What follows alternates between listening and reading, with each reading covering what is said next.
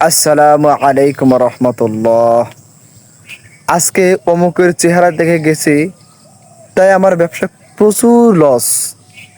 আজকে আমি অমুকের চেহারা দেখে ঘুম থেকে উঠেছি, তাই বলে আমার দিনটা খুব খারাপ। এই বিষয় নিয়ে আজকে কথা বলবো প্রিয় বন্ধুরা। এরকম ইসলামিক ভিডিও পেতে চাইলে আমার এই চ্যানেলটি এখনই সাবস্ক্রাইব করুন। তো চলুন মূল ভিডিওতে যাওয়া যাক।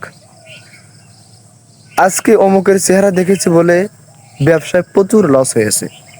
আজকে অমুকের চেহারা থেকে ঘুম থেকে উঠেছি বলে আজকে দিনটা আমার খুব খারাপ।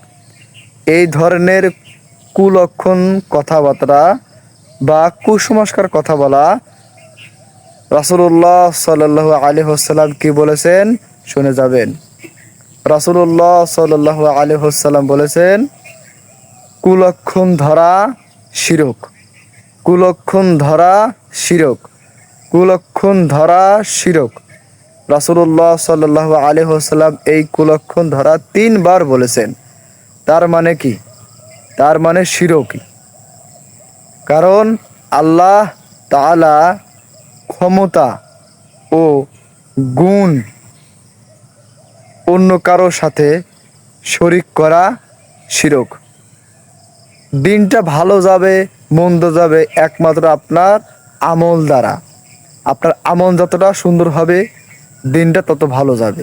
আপনি আমল যদি খারাপ থাকে তাহলে আপনার দিনটাও ওরকমই যাবে।